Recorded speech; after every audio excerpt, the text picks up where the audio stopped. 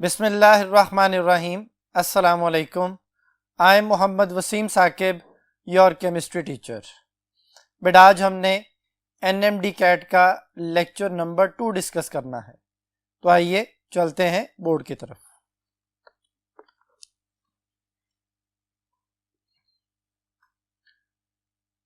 जी students, बेटा आज के लेक्चर में हमने जो चीज़ें डिस्कस करनी है उनमें सबसे पहले नंबर पे अल्केन्स के बारे में डिस्कशन करेंगे, फिर अल्कीन्स के बारे में डिस्कशन करेंगे और फिर हम जो है ना वो बेंजीन से रिलेटेड एरोमेटिक हाइड्रोकार्बन्स के बारे में डिस्कशन करेंगे। तो हमारी जो डिस्कशन है वो बेसिकली हाइड्रोकार्बन्स पे है। तो हाइड्रोकार्बन्स जो है वो कंटेंट आपको स्क्रीन पे नज़र आ रहे हैं। सबसे पहले नंबर पे जो उसने लिखा हुआ है वो केमिस्ट्री ऑफ हाइड्रोकार्बन्स है, वो पहले हम डिस्कस कर चुके हैं। इसकी ओपन चेन क्लोज चेन दोनों के बारे में डिस्कशन करेंगे। अल्केन्स के रिएक्शंस हैं, अल्कीन्स की प्रिपरेशन, अल्कीन्स के रिएक्शंस है बेटा। इसी तरह जो है वो बेंजीन की प्रॉपर्टीज है, स्ट्रक्चर है और उसके रेजोनेंस एनर्जी और स्टेबिलिटी के बारे में इंफॉर्मेशन होगी। Reactivity of benzene with alkanes और अल्कीन्स के साथ उसका जो कंपैरिजन है उसमें हम डिस्कशन करेंगे। एडिशन रिएक्शन बेंजीन के उनके बारे में डिस्कशन होगी। ये सारी स्लाइड्स आपके सामने जो है वो आ रही हैं। तो इसमें बेंजीन की जो एडिशन रिएक्शन है जिनमें बेंजीन और मिथाइल बेंजीन वगैरह उनके मैकेनिज्म, जो इलेक्ट्रोफिलिक सब्स्टिट्यूशन मैकेनिज्म है बेंजीन का, उसके बारे में डिस्कशन करेंगे। और sulphonation, halogenation, nitration, alkylation, acylation वगैरह के मैकेनिज्म जो कि इलेक्ट्रोफिलिक सब्स्टिट्यूशन ऑफ बेंजीन है उसके बारे में डिस्कशन करेंगे बेटा। और जो बेंजीन की जो इलेक्ट्रोफिलिक सब्स्टिट्यूशन के बाद पोजीशन के हवाले से ओरिएंटेशन है उसके बारे में डिस्कशन करेंगे। तो स्टार्ट करते हैं बेटा। सबसे पहले हम जानते हैं कि भाई हाइड्रोकार्बन्स क्या है। ये दो चीज़ों का जो है ना वो कंपाउंड है, हाइड्रोजन और कार्बन। अब वो जो है ना उसको आगे कैटेगरीज में डिवाइड किया जाता है। तो हम देखते हैं बोर्ड की तरफ। हाइड्रोकार्बन बेटा, अगर carbon to carbon single bonds वाला कंपाउंड है तो उसे सैचुरेटेड हाइड्रोकार्बन कहा जाएगा और उस फैमिली को अल्केन्स कहा जाता है। अल्केन का जनरल फार्मूला CnH2n+2 होता है, यानी जितने कार्बन उसका डबल +2 हाइड्रोजन्स। फिर दूसरी कैटेगरी है अनसैचुरेटेड हाइड्रोकार्बन। अनसैचुरेटेड हाइड्रोकार्बन में carbon to carbon double bond और ट्रिपल बॉन्ड दोनों आ जाते हैं। इसमें अल्कीन्स और अल्काइंस आते हैं। अल्कीन्स का जनरल फार्मूला CnH2n होता है और अल्काइंस का फार्मूला CnH2n-2 होता है। तो ये तो हो गया इनकी क्लासिफिकेशन अल्केन और अल्कीन अल्काइन के हवाले से। अब नेक्स्ट जो कॉन्सेप्ट है वो है अल्केन्स के रिएक्शंस का। अल्केन के रिएक्शंस में बेटा फ्री रेडिकल का वर्ड जो है वो आता है, और फ्री रेडिकल कैसे बनते हैं उसका क्या कॉन्सेप्ट है उसके बारे में यहाँ पे मैंने कुछ बातें लिखी हैं। तो फिशन से हम बात शुरू करेंगे। फिशन का मतलब है बॉन्ड ब्रेकिंग, टूटना, किसी भी चीज का टूटना। जैसे आप न्यूक्लियर फिशन पढ़ते हैं, वो न्यूक्लियस का टूटना है। तो बॉन्ड फिशन, बॉन्ड का ब्रेक होना। अब वो फिशन बेटा दो तरह की होती है, एक होमोलिटिक हो सकती है, होमोलिटिक फिशन कहलाती है, और एक हेट्रोलिटिक फिशन कहलाती है। होमोलिटिक फिशन जो है उसके नाम से जाहिर है ऐसी ब्रेकिंग ऑफ बॉन्ड जिसमें जिन दो एटम्स के दरमियान बॉन्ड है उनके पास इक्वल नंबर ऑफ इलेक्ट्रॉन्स आ जाएं। जैसे यहां पे मैं लिखता हूं, फर्ज करें जी CH3 सिंगल बॉन्ड CH3। ये जो हर बॉन्ड है बेटा ये दो इलेक्ट्रॉन से मिलकर बना होता है। अगर ये बॉन्ड इस तरह से ब्रेक हो कि दोनों के पास इक्वल नंबर ऑफ इलेक्ट्रॉन्स चले जाएं तो हम इसे फ्री रेडिकल का नाम देंगे। मैंने यहां बातें लिखी हैं कि ये बॉन्ड ब्रेकिंग कैसे होगी।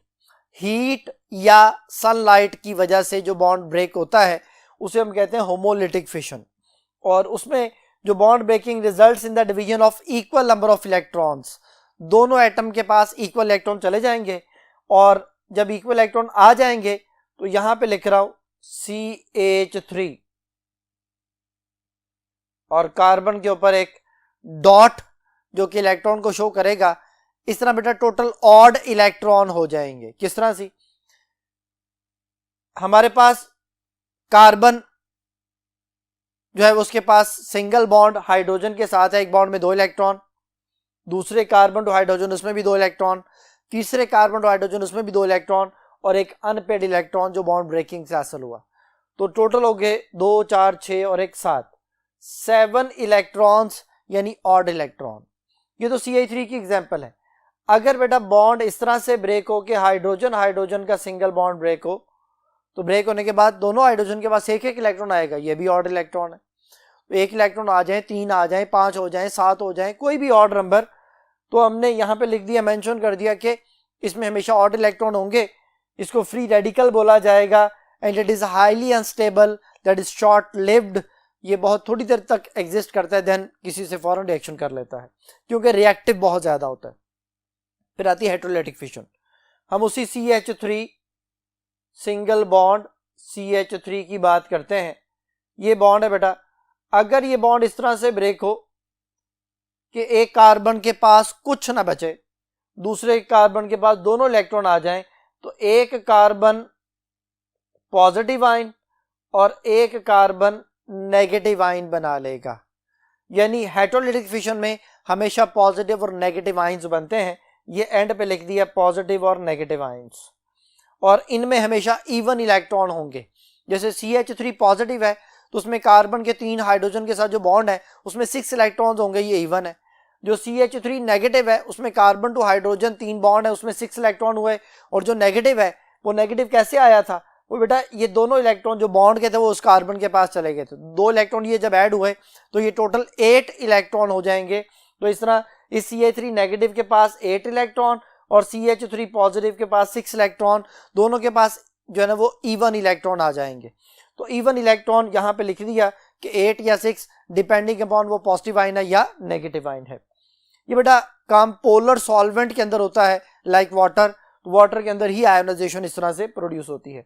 और इस बॉन्ड ब्रेकिंग के नतीजे में अनइक्वल इलेक्ट्रॉन्स हैं, कुछ एटम्स के पास ज्यादा इलेक्ट्रॉन और कुछ एटम के पास कम इलेक्ट्रॉन। जिनके पास ज्यादा इलेक्ट्रॉन जाएंगे वो नेगेटिव आयन बन जाएंगे, जो इलेक्ट्रॉन से महरूम हो जाएंगे, डेफिशिएंसी ऑफ इलेक्ट्रॉन हो जाएगी, वो पॉजिटिव आयन्स बना लेंगे। तो ये जो हमारे पास कॉन्सेप्ट आ गया, पॉजिटिव आयन और नेगेटिव आयन्स का कॉन्सेप्ट आ गया कि वो कैसे बनते हैं। तो होमोलिटिक फिशन के नतीजे में हमेशा फ्री रेडिकल्स बनते हैं, हेटेरोलिटिक फिशन के नतीजे में हमेशा पॉजिटिव और नेगेटिव आयन्स बनते हैं। तो अब हम इनकी ऑर्डर ऑफ रिएक्टिविटी को देखते हैं और उसमें एक ट्रिक जो ना समझते हैं कि जिसकी मदद से हम इनकी रिएक्टिविटी को समझ सकते हैं। तो देखिएगा बेटा, ये मैंने ऑर्डर ऑफ रिएक्टिविटी लिखा है यहाँ पे। CH3 मिथाइल फ्री रेडिकल हम इसे कहते हैं कि कार्बन के साथ सिर्फ 3 हाइड्रोजन है और एक उसके ऊपर फ्री रेडिकल है, that is methyl free radical. ये सबसे ज्यादा रिएक्टिव है, यानी ये हमारे पास डिक्रीजिंग ऑर्डर ऑफ रिएक्टिविटी है।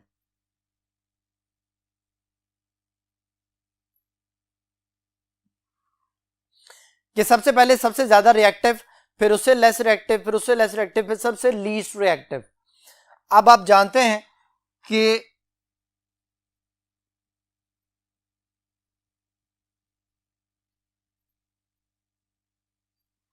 रिएक्टिविटी और स्टेबिलिटी एक दूसरे के इनवर्सली प्रोपोर्शनल होती है।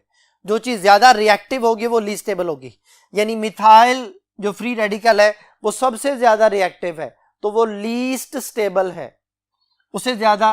फिर प्राइमरी फ्री रेडिकल आ जाएगा, ये प्राइमरी रेडिकल आ गया।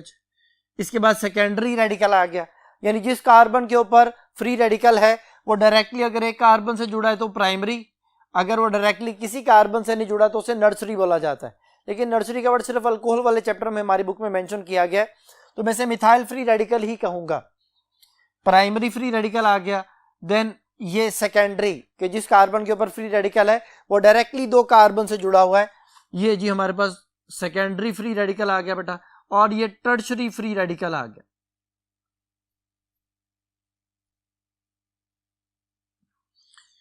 तो ये उनका ऑर्डर ऑफ रिएक्टिविटी आ गया बेटा हमारे पास कि सबसे ज्यादा रिएक्टिव मिथाइल और सबसे लीस्ट रिएक्टिव जो है वो टर्शरी फ्री रेडिकल।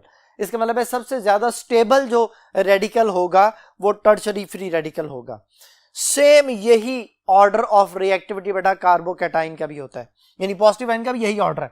यानी जिस बच्चे को फ्री रेडिकल का कॉन्सेप्ट याद है उसको पॉजिटिव आयन वाला कॉन्सेप्ट भी याद है। यानी मिथाइल जो कार्बोकैटाइन है वो सबसे ज्यादा जो है वो रिएक्टिव है, अनस्टेबल है। उसके बाद प्राइमरी, फिर सेकेंडरी एंड देन टर्शरी। तो टर्शरी कार्बोकैटाइन जो है वो सबसे ज्यादा स्टेबल है, ये सबसे लीस्ट रिएक्टिव है। अब इससे रिलेटेड हमारे पास कुछ एमसीक्यूज हैं, अभी आपके सामने स्क्रीन पे शो हो रहे हैं। तो पहले एमसीक्यू को हम डिस्कस करते हैं जी बेटा। पहला एमसीक्यू है, which of the following is the least stable free radical, कि इनमें सबसे ज्यादा जो है ना वो लेस स्टेबल या रिएक्टिव कह लें आप, फ्री रेडिकल कौन सा है। तो पहली ऑप्शन जो है वो सेकेंडरी फ्री रेडिकल है, दूसरी ऑप्शन जो बेटा टर्शरी फ्री रेडिकल है, तीसरी जो है वो प्राइमरी फ्री रेडिकल है, चौथी जो है वो मिथाइल फ्री रेडिकल जो है हमारे पास आ गया। तो मैंने अभी आपको बताया कि सबसे ज्यादा रिएक्टिव रेडिकल जो है वो कौन सा है, वो मिथाइल रेडिकल है। तो इसका आंसर हुआ डेल्टा ऑप्शन। जी बेटा, अब नेक्स्ट जो हमारा टॉपिक है वो है अल्केन के रिएक्शंस। अल्केन के रिएक्शंस जो हमारे कोर्स में बेटा वो हैलोजिनेशन ऑफ अल्केन्स के हवाले से है। हैलोजिनेशन ऑफ अल्केन जो है ना बेटा, ये फ्री रेडिकल सब्स्टिट्यूशन को फॉलो करती है। अल्केन्स बेसिकली बहुत ज्यादा रिएक्टिव नहीं होते। इनका जो दूसरा नाम है वो है पैराफिन। पैराफिन जो है उसका लफ्जी मतलब है लीस्ट रिएक्टिव। ये पैरम और एफिनिटी से बना है। पैरम का मतलब है लीस्ट या लेस, और एफिनिटी का मतलब है रिएक्टिविटी।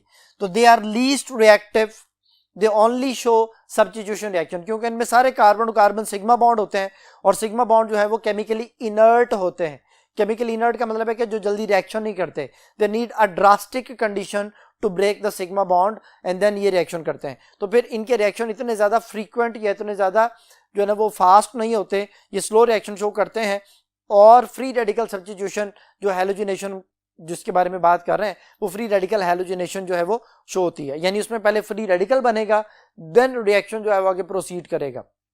फ्री रेडिकल मैकेनिज्म में बेटा 3 स्टेप होते हैं। सबसे पहले नंबर पे इनिशिएशन आता है, देन प्रोपागेशन आता है, देन टर्मिनेशन आता है।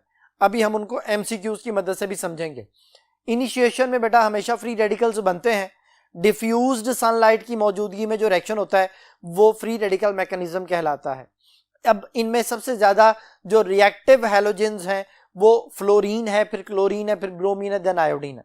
तो देखते हैं जी, फोटोकेमिकल रिएक्शंस हैं। डिफ्यूज्ड सनलाइट की मौजूदगी में रिएक्शन होता है। फोटोकेमिकल का मतलब है लाइट बेस्ड रिएक्शन, यानी लाइट की गैर मौजूदगी में रिएक्शन नहीं होगा। लेकिन फ्लोरीन वाहद जो है वो हैलोजन है जो डार्कनेस में भी अल्केन्स के साथ रिएक्शन करता है और बहुत ज्यादा एक्सप्लोसिव रिएक्शन शो करता है। यानी फ्लोरीन डार्कनेस में भी एक्सप्लोसिव रिएक्शन और सनलाइट की मौजूदगी में भी एक्सप्लोसिव रिएक्शन। तो फ्लोरीन सबसे ज्यादा रिएक्टिव है, इसलिए उसका रिएक्शन जो है वो आमतौर पे जो है उसमें लैब वगैरह में प्रोड्यूस नहीं किया जाता, यानी उसकी जो अल्काइल फ्लोराइड्स हैं वो जल्दी प्रोड्यूस नहीं किए जाते क्योंकि वो हाईली रिएक्टिव है। ऑर्डर ऑफ रिएक्टिविटी की बात की जाए, जैसे मैंने अभी बात की कि फ्लोरीन सबसे ज्यादा रिएक्टिव है। क्लोरीन डार्कनेस में रिएक्शन शो नहीं करता और ब्राइट सनलाइट में एक्सप्लोसिव रिएक्शन शो करता है।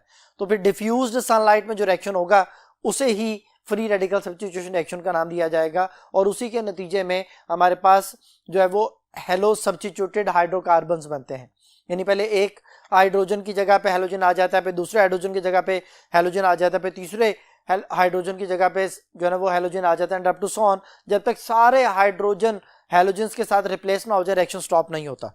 तो क्लोरीन डार्कनेस में रिएक्शन शो नहीं कर रहा, लेकिन ब्राइट सनलाइट में एक्सप्लोसिव रिएक्शन और डिफ्यूज सनलाइट में हाइड्रोकार्बन्स के जो सब्स्टिट्यूशन रिएक्शन है वो प्रोडक्ट समय हासिल होते हैं। ब्रोमीन भी ऐसा ही है बेटा। आयोडीन के साथ जो है ना वो रिवर्सिबल रिएक्शन होता है, और रिवर्सिबल रिएक्शन की वजह से iodine very slow reaction show करता है। तो फिर हम ये कहते हैं कि alkyl iodides can not prepare directly.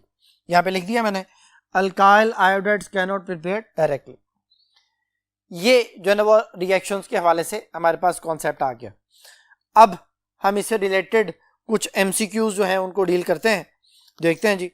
पहले नंबर पे जो एमसीक्यू बेटा आपके सामने है, alkanes are known as paraffins यानी least reactive, which of the following is not cause of their least reactivity. तो कौन सी इसकी कॉज नहीं है इनके लेस रिएक्टिव होने की। तो पहले नंबर पे in sigma bond electrons are very tightly held between the nuclei. मैंने अभी बताया कि सिग्मा बॉन्ड जो है वो केमिकली इनर्ट होते हैं।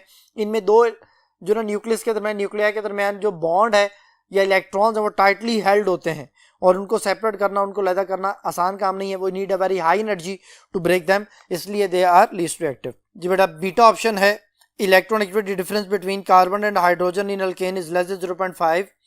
जी बेटा अल्केन्स में इलेक्ट्रोनेगेटिविटी का डिफरेंस 0.5 से कम होता है।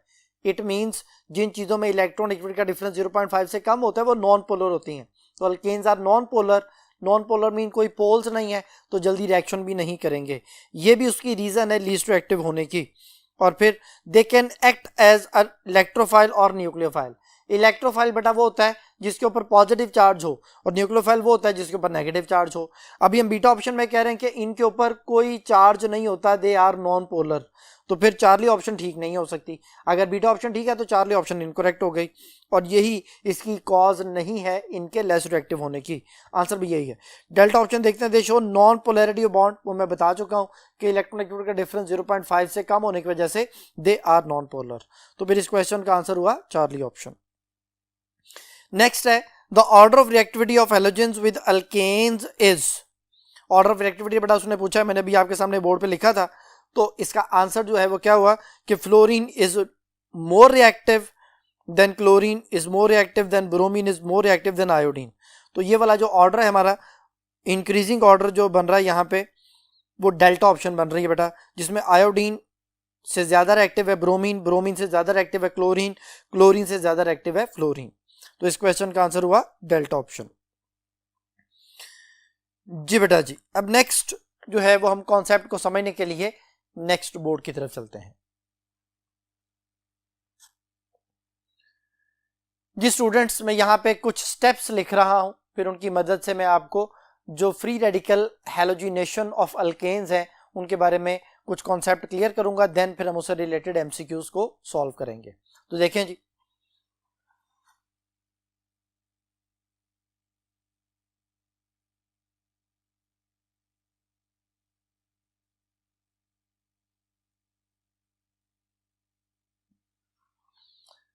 ये बेटा मैंने क्लोरीन क्लोरीन सिंगल बॉन्ड लिखा है और H न्यू लिखा है जो कि डिफ्यूज्ड सनलाइट का सिंबल है। सनलाइट का सिंबल है, फोटोन की एनर्जी को H न्यू कहा जाता है। ये बॉन्ड जो क्लोरीन क्लोरीन के दरमियान है ये ब्रेक होता है और दो फ्री रेडिकल्स बनते हैं।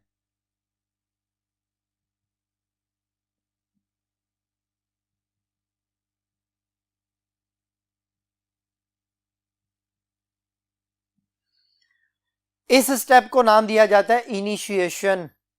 इसमें डिफ्यूज सनलाइट की जरूरत होती है और फ्री रेडिकल्स प्रोड्यूस होते हैं। अब फ्री रेडिकल्स ने आगे रिएक्शन को प्रोसीड करना है, तो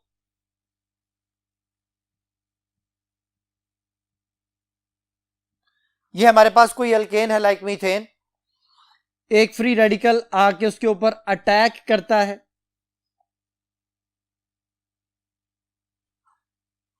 कार्बन हाइड्रोजन का जो सिंगल बॉन्ड है वो ब्रेक होता है, हाइड्रोजन क्लोरीन के साथ मिलके HCl बना देता है, कार्बन के ऊपर फ्री रेडिकल आ जाता है, ये कार्बन फ्री रेडिकल बन गया बेटा। अब कार्बन फ्री रेडिकल में हम खुद से क्लोरीन मॉलिक्यूल ऐड करते हैं,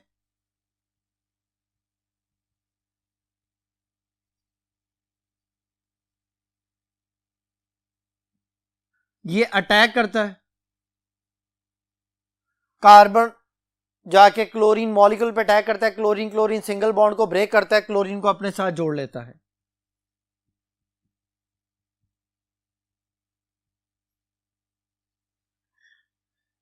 ये जो दो स्टेप अभी आपके सामने लिखे हैं ये दोनों प्रोपागेशन कहलाते हैं।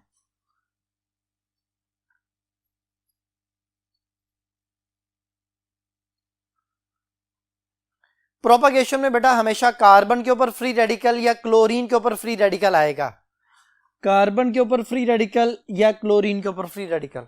रिएक्शन यहां स्टॉप नहीं होता, ये जो प्रोडक्ट बना है ये दोबारा से लिखा जाता है, यानी वो क्या करता है क्लोरीन दूसरे हाइड्रोजन पर अटैक कर देता है। जब क्लोरीन दूसरे हाइड्रोजन पर अटैक करता है तो फिर कार्बन फ्री रेडिकल बन जाता है, फिर वो कार्बन फ्री रेडिकल फिर क्लोरीन मॉलिक्यूल पर अटैक करता है।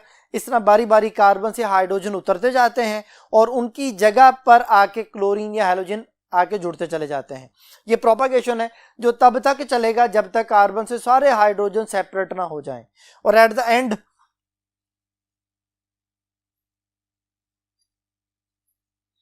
जब कार्बन के साथ सारे हाइड्रोजन रिमूव हो चुके होते हैं और कार्बन रेडिकल होता है, तो ये इस सेकंड रेडिकल, दो क्लोरीन के रेडिकल थे, उसमें से एक क्लोरीन रेडिकल रिएक्शन स्टार्ट करता है और एक एट द एंड हम यूज करते हैं जो रिएक्शन को स्टॉप करने के लिए यूज होता है, जिसमें carbon tetrachloride as a product बन जाता है।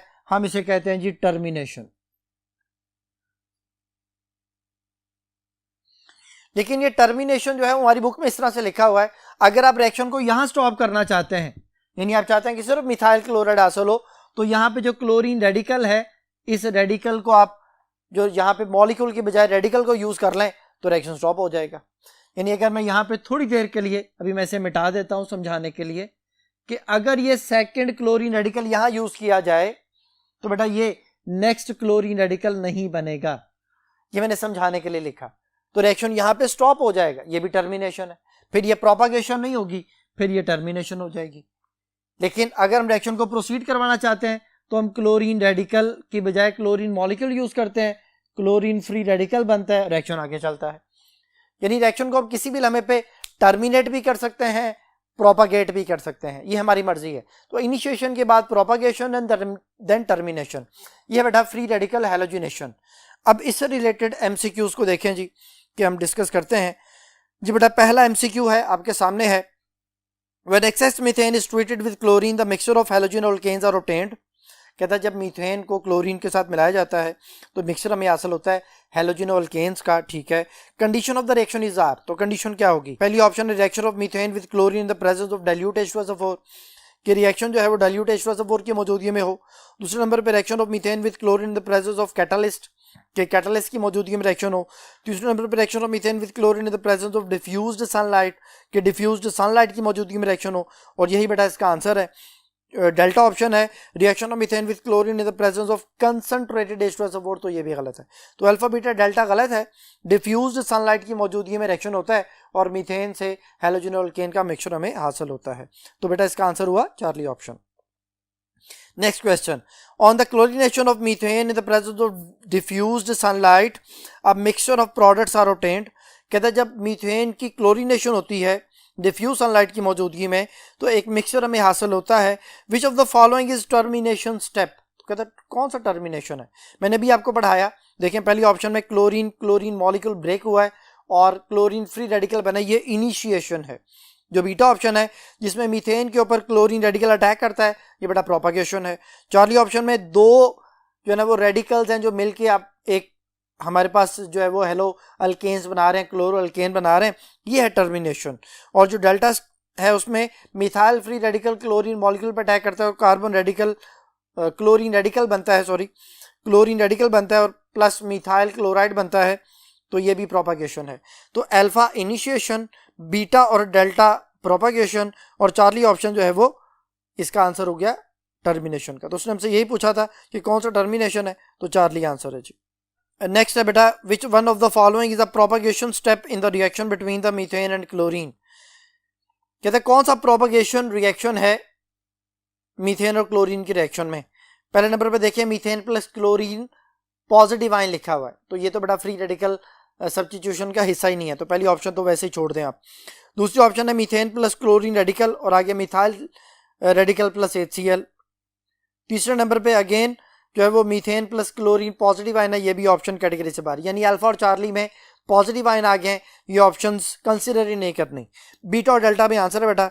अब बीटा ऑप्शन में कार्बन के ऊपर रेडिकल और डेल्टा ऑप्शन में देखें मीथेन प्लस क्लोरीन रेडिकल में methyl chloride plus hydrogen radical, तो बेटा प्रोपागेशन स्टेप में हाइड्रोजन रेडिकल नहीं बनता, या कार्बन रेडिकल बनता है या क्लोरीन रेडिकल बनता है, हेलोजन रेडिकल बनता है। तो फिर डेल्टा ऑप्शन में हाइड्रोजन रेडिकल होने की वजह से वो भी ऑप्शन जो है वो कैटेगरी से बाहर, तो फिर ये एक ही ऑप्शन रहेगी, दैट इज बीटा ऑप्शन, और यही बेटा इसका आंसर है। नेक्स्ट क्वेश्चन है, what happen when 1 mole of ethane is mixed in the dark at room temperature with 6 moles of chlorine. कहता है अगर आप इथेन को डार्कनेस में 6 मोल्स ऑफ क्लोरीन के साथ मिलाते हैं तो क्या होगा? तो पहले नंबर पे है देयर इज नो रिएक्शन, दूसरे नंबर पे है कि ethyl chloride and HCl are formed, तीसरे नंबर पे trichloroethane and HCl are formed. Delta option है hexachloroethane and HCl are formed. बेटा डार्कनेस में क्लोरीन रिएक्शन नहीं करता, सो इसका आंसर हुआ देयर इज नो रिएक्शन। जी बेटा, अब नेक्स्ट जो टॉपिक है आपके सामने स्क्रीन पे नजर आ रहा है, that is nomenclature of alkane. Alkane की नोमेनक्लेचर बेटा आप पढ़ के आते हैं एफएससी में, उसमें आप ये पढ़ के आते हैं कि लॉन्गेस्ट कॉन्टिन्यूस चेन हमने जो है ना वो सिलेक्ट करनी होती है, और उसमें फिर हमने उस लॉन्गेस्ट कॉन्टिन्यूस चेन को पेरेंट नेम प्रोवाइड करना होता है। उसके शुरू में हम जो है ना वो ग्रुप्स के नेम लिखते हैं। अगर मिथाइल ग्रुप एक से ज्यादा है तो di methyl, tri methyl, tetra methyl word use होता है, और अगर एक से ज्यादा ग्रुप्स हैं तो फिर अल्फाबेटिकल ऑर्डर में उनको लिखा जाएगा। नंबरिंग हमेशा उस एंड से स्टार्ट की जाएगी जिधर से ग्रुप को स्मॉलर नंबर मिले। तो हम देखते हैं कि हमारे पास यहाँ पे एमसीक्यू से हम समझते हैं कि किस तरह से इसका कॉन्सेप्ट है। तो पहले नंबर पे एमसीक्यू है बेटा, the structural formula of 2,3,4 tri methyl pentane. बेटा जब भी आपको नेम दिया जाएगा और आपने स्ट्रक्चर बनाना होगा तो आपने सबसे पहले एंड पे देखना है कि वो कौन सा अल्केन है। तो पेंटेन लिखा हुआ बेटा, pentane mean 5 carbon longest chain में होने चाहिए। तो आप देखें सारी ऑप्शंस में किस ऑप्शन में 5 कार्बन है। पहली ऑप्शन में देखें जी, एक CH3 से दूसरे CH3 का अगर काउंट किया जाए तो पहली ऑप्शन में भी 5 कार्बन है, दूसरी ऑप्शन में भी 5 कार्बन है, तीसरी ऑप्शन में भी 5 कार्बन है, चौथी ऑप्शन में भी 5 कार्बन है। अब हमने देखना है कि 2, 3, 4 के दूसरे नंबर पे मिथाइल है, तीसरे नंबर पे मिथाइल है, चौथे नंबर पे मिथाइल कहाँ पे है। तो पहली ऑप्शन में देखें आप 2 पे मिथाइल है, तीसरे नंबर पे मिथाइल है, चौथे नंबर पे मिथाइल है। तो बेटा यही इसका आंसर है। बीटा ऑप्शन जो है उसमें 2 पे 2 मिथाइल है, तो 2, 2, 4 ट्राई मिथाइल उसका नेम होगा। जो चार्ली ऑप्शन है उसमें 2 पे मिथाइल है और 3 पे 2 मिथाइल है, तो 2, 3, 3 ट्राई मिथाइल हो जाएगा। और जो हमारे पास डेल्टा ऑप्शन है इसमें अगर हम राइट साइड से नंबरिंग करें तो 2 पे 2 मिथाइल है और 3 पे 1 मिथाइल है, तो 2, 2, 3 ट्राई मिथाइल हो जाएगा। तो अभी 2, 3, 4 ट्राई मिथाइल की बात की थी, तो बेटा इसका आंसर हो गया alpha option. Next question, which of the following is the correct name of the alkane. कहता है अल्केन का करेक्ट नेम जो है वो क्या होगा। तो यहाँ पे बेटा ये कंपाउंड हमें दिया गया है, इस कंपाउंड को हम बोर्ड पे लिख लेते हैं, देन मैं इसको इसका एक कॉन्सेप्ट, ये ट्रिक आपको समझाता हूँ। तो मैं इसको बोर्ड पे लिख लेता हूँ जी, CH3 CH CH2 CH3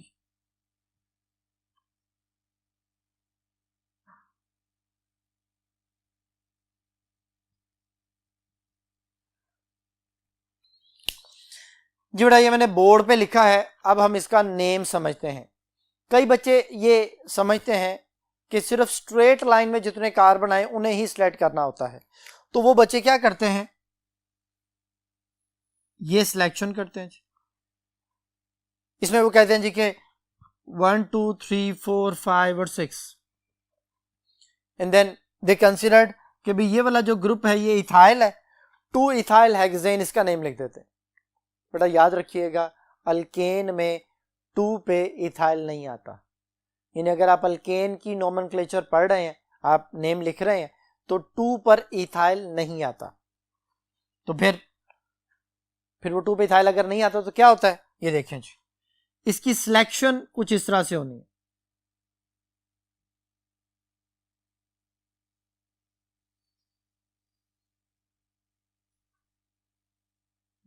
one, 2, 3, 4, 5, 6 और 7। पहला रूल है अल्केन की नोमेनक्लेचर का, सिलेक्ट द लॉन्गेस्ट चेन। हमने लॉन्गेस्ट चेन को सिलेक्ट करना है बेटा। तो इस लॉन्गेस्ट चेन में अगर इस तरह से सिलेक्शन कर रहे हैं कोई बच्चे तो वो हेक्सेन बनाएंगे, और अगर देखें जी 1, 2, 3, 4, 5, 6, 7 दैट इज हेप्टेन। तो लॉन्गेस्ट चेन में 7 कार्बन है बेटा, और ये एज ए ग्रुप है। तो ये किस नंबर वाले कार्बन पे है, ये 3rd नंबर वाले कार्बन पे है। तो सबसे पहले हम पेरेंट नेम लिखते हैं, that is heptane, methyl heptane, और ये 3 पोजीशन पे है तो 3 मिथाइल हेप्टेन। ये है बेटा इसका एक ट्रिक कि 2 पे इथाइल नहीं आता, इथाइल कभी भी सेकंड या सेकंड लास्ट नंबर पे नहीं आ सकता अल्केन में।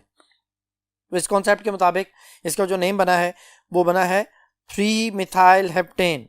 तो ये अल्फा ऑप्शन में लिखा हुआ है और यही बेटा इसका आंसर है जी। बेटा नेक्स्ट क्वेश्चन के लिए हम नेक्स्ट बोर्ड की तरफ चलते हैं जी स्टूडेंट्स।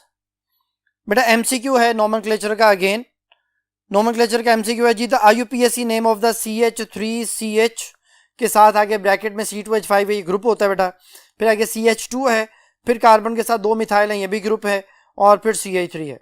तो हम इस स्ट्रक्चर को लिख लेते हैं, इसका नेम लिखेंगे, देन ऑप्शंस के साथ इसको मैच करेंगे। तो देखें जी, CH3 CH C2H5 CH2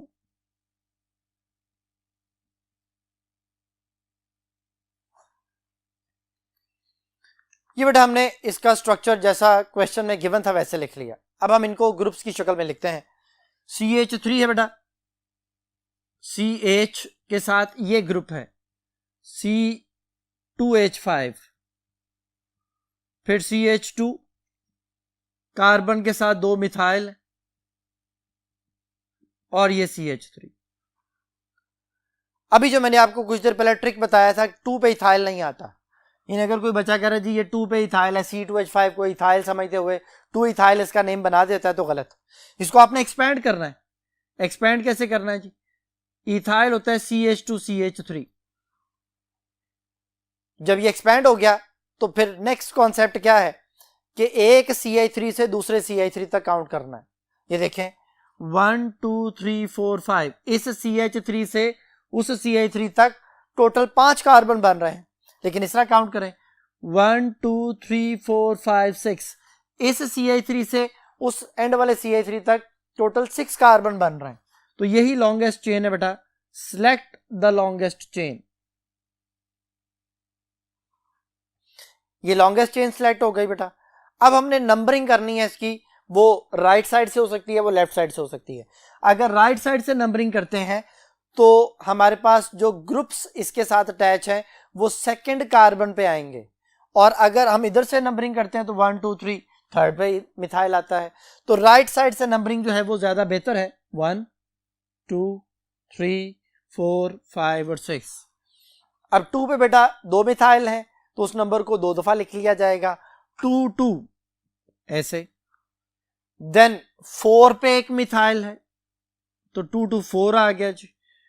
3 methyl की वजह से ट्राई मिथाइल और 6 कार्बन की वजह से हेक्सेन, तो ये बन गया 2 2 4 ट्राई मिथाइल हेक्सेन। तो अब हम देखते हैं कि ये किस ऑप्शन के साथ मैच करता है। तो ये क्वेश्चन जो है आपके सामने है, तो इसका जो पहली ऑप्शन है वो है बेटा 2 2 डायमिथाइल 4 इथाइल, तो ये गलत हो गया। दूसरी ऑप्शन है 2 3 डायमिथाइल, तो ये भी गलत हो गया। तीसरी ऑप्शन है 2 2 4 ट्राइमिथाइल हेक्सेन, यही बेटा इसका आंसर है जो भी हमने नेम बनाया। चौथी ऑप्शन में भी 2 4 डायमिथाइल लिखा हुआ है, तो ये भी गलत है। तो इसका आंसर हो गया चार्ली ऑप्शन जी। बेटा नेक्स्ट क्वेश्चन जो है वो बेंजीन से कुछ रिलेटेड है, उसके बारे में भी डिस्कशन कर लेते हैं। विच of the following is the structure of benzoyl group. तो पहली ऑप्शन जो है वो यहाँ पे C6H6 है, दैट इज बेंजीन। जो बीटा ऑप्शन है C6H5CH2, बेंजीन के ऊपर अगर बेटा CH3 अटैच हो तो वो टोलुइन होता है, लेकिन अगर बेंजीन के ऊपर CH2 हो तो उसे बेंजाइल ग्रुप कहते हैं। तो बीटा ऑप्शन बेंजाइल है बेटा। Charlie option C6H5 that is phenyl. Phenyl के साथ अगर C double bond O attach हो जाए तो ये कहलाता है बेंजोइल ग्रुप, ये बेंजोइल हो गया। और डेल्टा ऑप्शन में C6H5 के साथ CH है तो ये बेंजल ग्रुप कहलाता है। तो अभी हम उसने हमसे पूछा था बेंजाइल कौन सा है, तो बीटा आंसर जो है वो बेटा बेंजाइल है और यही इसका आंसर है जी। बेटा नेक्स्ट जो आपके सामने स्क्रीन आपको नजर आ रही है वो है नोमेनक्लेचर ऑफ अल्कीन। अल्कीन की नोमेनक्लेचर में बेटा हम डबल बॉन्ड को प्रेफर करते हैं, ग्रुप की प्रेफरेंस बाद में हो जाती है, यानी हम नंबरिंग उधर से करेंगे जिधर से डबल बॉन्ड को स्मॉलर नंबर मिल रहा होगा।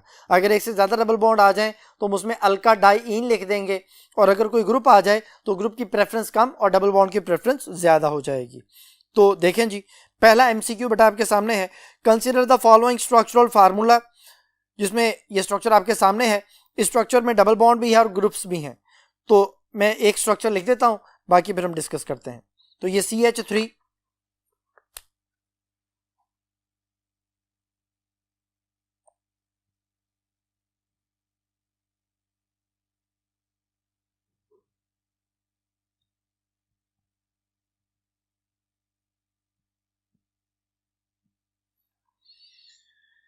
जी बेटा ये स्ट्रक्चर मैंने आपके सामने लिखा है, इस स्ट्रक्चर को देखें आप। इस स्ट्रक्चर में डबल बॉन्ड वाली साइड से नंबरिंग हम करेंगे। सबसे पहले तो आपने लॉन्गेस्ट चेन में उन कार्बन्स को काउंट लाजमी करना है जिन दो कार्बन में डबल बॉन्ड मौजूद है। तो देखें जी, ये दोनों कार्बन में डबल बॉन्ड है, ये लॉन्गेस्ट चेन में कार्बन्स आ गए। अब इसमें अगर हम काउंट करते हैं तो 1 2 3 4 5 6, ये 6 कार्बन की वजह से हेक्सेन होना था, लेकिन डबल बॉन्ड है तो ये बन जाएगा हेक्सीन। और डबल बॉन्ड को प्रेफर करना है, डबल बॉन्ड की नंबरिंग अगर हम इधर से करते हैं तो डबल बॉन्ड 2 और 3 के दरमियान आता है। अगर राइट साइड से नंबरिंग करते तो ये 4 और 5 के दरमियान आता। तो ये वाली नंबरिंग ठीक है लेफ्ट साइड से, जिधर से इसको जो नंबरिंग मिल रही है वो दूसरे और तीसरे कार्बन के दरमियान है। तो 2 और 3 में डबल बॉन्ड है तो हम 2 और 3 में से छोटा नंबर लिखते हैं 2 हेक्सीन। ये 2 हेक्सीन बेटा इसका पेरेंट नेम बन गया।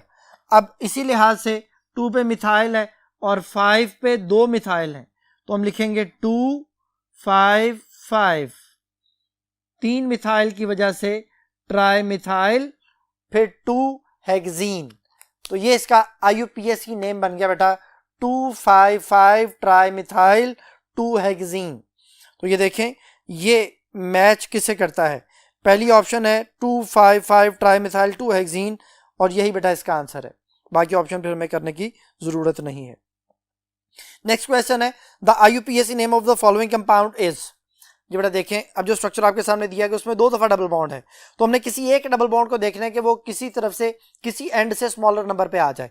जैसे यहाँ पे जो अगर हम नंबरिंग करते हैं तो जो हमारे पास लेफ्ट साइड से नंबरिंग पे आ रहा है वो डबल बॉन्ड नंबर 1 पे आ रहा है, तो वो ही नंबरिंग ठीक होगी। यानी लेफ्ट साइड से नंबरिंग करेंगे हम इसकी, CH2 नंबर 1 पे आ गया और फिर जो CH डबल बॉन्ड हमारे पास है वो नंबर 3 पे आ रहा है और फिर उसके बाद ये 5 पे आ रहा है।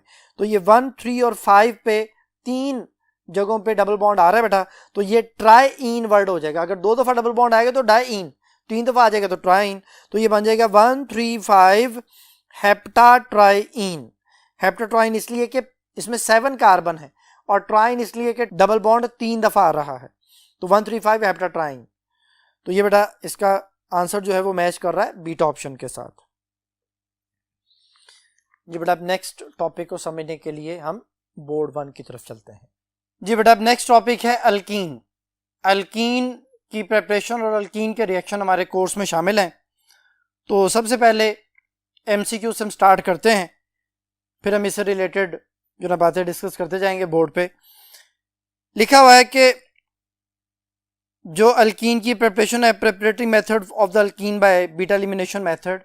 बीटा एलिमिनेशन मेथड बेटा वो होता है जिसमें carbon to carbon double bond तैयार होता है, जिसमें सबसे पहले बीटा कार्बन से हाइड्रोजन माइनस किया जाता है, या जो है ना उसमें हेलोजन्स और हाइड्रोजन को रिमूव किया जाता है, या OH और हाइड्रोजन को रिमूव करके हम जो है उसमें carbon to carbon double bond बनाते हैं। 2 हेलोजन्स को रिमूव करने के साथ भी एलिमिनेशन हो जाती है। तो एलिमिनेशन का जो बेसिक पर्पस है वो है carbon to carbon double bond का क्रिएट होना। तो देखें जी, क्वेश्चन है which of the following method can not be used to prepare alkene. कौन सा मेथड अल्कीन बनाने के लिए इस्तेमाल नहीं हो सकता। तो पहले नंबर पे है by dehydrohalogenation of alkyl halide, दूसरे नंबर पे by dehalogenation of vicinal dihalide, तीसरे नंबर पे by dehydration of alcohol और चौथे नंबर पे है by dehalogenation of tetrahalide. तो बड़ा देखें जी, सबसे पहले नंबर पे ये आंसर एक्सप्लेनेशन में आपको नजर आ रहा है। तो पहले नंबर पे देखें D hydro halogenation of alkyl halide. बेटा जिस कार्बन के साथ हेलोजन जुड़ा होता है वो अल्फा कार्बन कहलाता है और अल्फा कार्बन के साथ जो कार्बन जुड़ा होता है वो बीटा है। यहाँ पे जो CH3 जो है ना वो अटैच R ग्रुप है, R के साथ CH2 है और फिर CH2 के साथ X ग्रुप जो है वो लगाया हुआ है। तो वो जो X है वो जिस कार्बन से जुड़ा हुआ है वो अल्फा है, और अगर इसके साथ सिर्फ CH3 होता तो ये इथाइल क्लोराइड होता, इथाइल हैलाइड होता। अभी R ग्रुप है, कोई भी अल्काइल हैलाइड हो सकता है। तो वो जो हमारे पास अल्फा कार्बन के साथ वाला कार्बन है, बीटा कार्बन है, उससे हाइड्रोजन रिमूव होता है। कब? जब हम इसमें अल्कोहलिक KOH ऐड करते हैं। अल्कोहलिक KOH क्या करता है? डी हाइड्रो हेलोजिनेशन, वो हेलोजन को रिमूव करता है from alpha carbon and hydrogen is removed from beta carbon. तो पहले हाइड्रोजन रिमूव होता है, देन हैलोजन रिमूव होता है, carbon to carbon double bond बन जाता है। तो यहाँ पे अल्कोहलिक KOH जो है वो डिहाइड्रो हैलोजिनेशन करने वाला रिएजेंट है और रिजल्ट में अल्कीन आ जाता है। दूसरे केस में जो बीटा ऑप्शन है, by dehalogenation vicinal dihalide. Vicinal dihalide होता है बेटा दो एडजेसेंट कार्बन पे दो हैलोजेंस लगे हों तो ये विसिनल डाइहैलाइड होता है। जैसा कि यहाँ पे हमें CH और CH2 के साथ जो X लगे हुए हैं उनमें दोनों के साथ जो ये दोनों एडजेसेंट कार्बन है ये विसिनल डाइहैलाइड कहलाता है। जिंक एक बहुत अच्छा डी हैलोजिनेटिंग एजेंट है, ये उन हैलोजेंस को रिमूव करता है इन द प्रेजेंस ऑफ मेथानोल और रिजल्ट में उन दो कार्बन के दरमियान डबल बॉन्ड आ जाता है तो अल्कीन बन जाता है, प्लस ZnX2 आ जाता है। चार्ली ऑप्शन में डिहाइड्रेशन ऑफ अल्कोहल, कोई भी अल्कोहल है, अल्कोहल में भी जिस कार्बन के साथ OH ग्रुप लगा हुआ वो अल्फा कार्बन है, उसके साथ वाला कार्बन बीटा कार्बन है, तो अल्फा से OH रिमूव होता है, बीटा से हाइड्रोजन रिमूव होता है और अल्फा बीटा में डबल बॉन्ड आ जाता है जो अल्कीन को प्रोड्यूस करता है। तो बेटा ये जो पहले तीनों मेथड, इन तीनों में अल्कीन बन रहा है, लेकिन जो चौथी ऑप्शन है बाय डी हैलोजिनेशन ऑफ टेट्राहैलाइड, उसमें बेटा कोई भी अल्काइल हैलाइड जिसमें 4 हैलोजन ग्रुप लगे होंगे हम उसमें जिंक डालते हैं, जैसे मैंने अभी बताया था जिंक एक बहुत अच्छा डी हैलोजिनेटिंग एजेंट है। तो यहाँ पे मैंने समझाने के लिए जो है वो 4 क्लोरीन लगा ली हैं और उनको जिंक के साथ अटैच हमने करना है रिएक्शन के बाद। देखिए बेटा एक जिंक 2 हैलोजेंस को रिमूव करता है तो इन 2 कार्बन में एक पाई बॉन्ड क्रिएट हो जाता है। दूसरा जिंक बाकी 2 हैलोजेंस को रिमूव करता है तो एक और जिंक क्लोराइड बन जाता है, तो 2ZnCl2 बनते हैं और 2 पाई बॉन्ड आ जाते हैं तो CH ट्रिपल बॉन्ड CH हमारे पास जो है वो अल्काइन प्रिपेयर हो जाता है बेटा। तो ये अल्काइन की प्रिपरेशन के लिए हमारे पास ये मेथड जो था वो यूज होता है, अल्कीन इस मेथड से प्रिपेयर नहीं होता। तो यहाँ पे जो क्वेश्चन था वो ये था कि कौन सा मेथड अल्कीन को प्रिपेयर नहीं करता। तो क्वेश्चन के अकॉर्डिंगली उसने पूछा था which of the following method can not be used to prepare alkenes. थोड़ा जो लास्ट मेथड है वो अल्काइन को प्रिपेयर करने के लिए, अल्कीन उस मेथड से प्रिपेयर नहीं होता और यही इसका आंसर है, delta option by dehalogenation of tetrahalide. जी बेटा नेक्स्ट रिएक्टिविटी के हिसाब से क्वेश्चन है which of the following hydrocarbon is more reactive. बेटा अल्कीन्स ज्यादा रिएक्टिव होते हैं, फिर अल्काइंस आते हैं, फिर अल्केन्स आते हैं। अल्कीन में पाई बॉन्ड 1 है, अल्काइन में 2 पाई बॉन्ड होते हैं। बच्चे कहते हैं सर अल्काइन में 2 पाई बॉन्ड है तो हम उसे क्यों ज्यादा रिएक्टिव कंसिडर नहीं करते, जब हम रीजन बता रहे होते हैं कि पाई बॉन्ड वीक बॉन्ड होता है तो अल्कीन में पाई बॉन्ड है इसलिए अल्कीन अल्केन से ज्यादा रिएक्टिव होते हैं। तो क्वेश्चन एक जनरली क्वेश्चन पूछा जाता है कि अल्काइन में 2 पाई बॉन्ड है, बट अल्काइन में 2 पाई बॉन्ड है, sp हाइब्रिडाइजेशन है। sp हाइब्रिडाइजेशन की वजह से कार्बन टू कार्बन जो बॉन्ड है वो स्मॉलर हो जाता है, वो शॉर्टर हो जाता है और उसके शॉर्ट होने की वजह से जो है वो बॉन्ड लेंथ कम होने की वजह से जो पाई इलेक्ट्रॉन्स हैं वो अवेलेबल नहीं होते किसी भी इलेक्ट्रोफाइल के लिए। तो जब इलेक्ट्रॉन अवेलेबल नहीं होते तो फिर वो जल्दी रिएक्शन नहीं कर सकता, उसका रिएक्शन ज़्यादा फास्ट नहीं होता। तो हम कहते हैं कि अल्कीन्स ज़्यादा रिएक्टिव हो जाते हैं क्योंकि उसके इलेक्ट्रॉन्स अवेलेबल होते हैं, और जो अल्काइंस हैं उसके इलेक्ट्रॉन जल्दी अवेलेबल नहीं होते, तो ये दूसरे नंबर पे आ जाता है। और तीसरे नंबर पे फिर अल्केन्स आते हैं जिनमें सिर्फ सिग्मा बॉन्ड मौजूद होता है जो कि लीस्ट रिएक्टिव होता है। तो भी क्वेश्चन है which of the following hydrocarbon is more reactive. कौन सा हाइड्रोकार्बन ज़्यादा रिएक्टिव है? पहले नंबर पे अल्केन है, दूसरे नंबर पे जो है वो अल्काइन है, तीसरे नंबर पे अल्कीन है, चौथे नंबर पे बेंजीन है। तो बेटा इसका आंसर जो है वो हमारे पास वो अल्कीन हो गया, चार्ली ऑप्शन। जी बेटा अब है अल्कीन्स के रिएक्शंस। अल्कीन्स के रिएक्शन में नंबर 1 पे है कैटालिटिक हाइड्रोजिनेशन। अल्कीन्स में हाइड्रोजन का ऐड होना इन द प्रेजेंस ऑफ कैटालिस्ट। कोई भी अल्कीन है, इथीन है, इथीन में आप हाइड्रोजन ऐड करते हैं, इथेन बन जाता है। निकल अगर यूज करेंगे तो 250 डिग्री सेंटीग्रेड, प्लैटिनम यूज करेंगे तो 225 डिग्री सेंटीग्रेड पे रिएक्शन हो रहा होता है। अब इसमें बच्चों को समझाने के लिए मैं कॉन्सेप्ट बोलते हैं कि एक पाई बॉन्ड के खत्म होने पे 2 सिग्मा बॉन्ड्स क्रिएट होते हैं बेटा। तो कैटालिटिक हाइड्रोजिनेशन जो है वो 2 चीजों में इस्तेमाल होती है बेटा, ये क्वालिटेटिव एनालिसिस भी है और क्वांटिटेटिव एनालिसिस भी है। इसमें क्या होता है, इसमें बेटा जो क्वांटिटेटिव एनालिसिस उसमें तो हम क्वांटिटी फाइंड आउट करते हैं कि अभी कितने पाई बॉन्ड्स थे जो जिनको खत्म करने के लिए हम हाइड्रोजन उसमें ऐड कर रहे होते हैं, तो क्वांटिटी भी पता चल जाती है। और क्वालिटेटिव जब हम वेजिटेबल ऑयल से वनस्पति घी बना रहे होते हैं तो ये एज ए क्वालिटेटिव एनालिसिस एक डबल बॉन्ड या अनसैचुरेटेड कंपाउंड की आइडेंटिफिकेशन के लिए भी यूज होता है। तो इससे रिलेटेड एमसीक्यू हम डिस्कस करते हैं। एमसीक्यू बेटा आपके सामने है, catalytic hydrogenation of alkene is used in the laboratory as well as in the industry. In industry it is used for the manufacture of vegetable ghee from vegetable oils. In the laboratory it is used as a synthetic method. Chemical analysis of this reaction involve, पहले number पे है qualitative analysis only, दूसरे number पे है quantitative analysis only. तो Charlie option हो जाएगी both A and B, Delta option है नीदर ए नॉर बी। तो मेरे इसका आंसर होगा बोथ ए एंड बी, क्योंकि ये क्वांटिटेटिव और क्वालिटेटिव दोनों एनालिसिस में इस्तेमाल होता है। अब नेक्स्ट जो हमारे पास रिएक्शन है वो है जो अल्कीन्स के रिएक्शन, उसमें हैलोजिनेशन आती है बेटा। हैलोजिनेशन को भी हम जो है ना वो यहाँ पे बोर्ड पे डिस्कस करते हैं और उससे रिलेटेड भी एमसीक्यू हम डिस्कस करेंगे। तो देखें जी,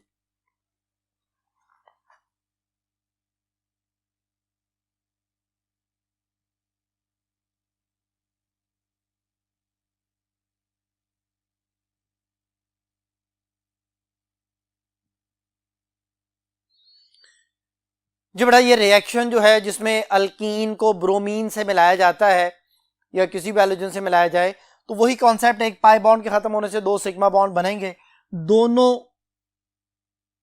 कार्बन्स के साथ आके ब्रोमीन अटैच हो जाएगा, तो ये विसनल डाइब्रोमाइड 1,2 डाइब्रोमोइथेन बन जाता है।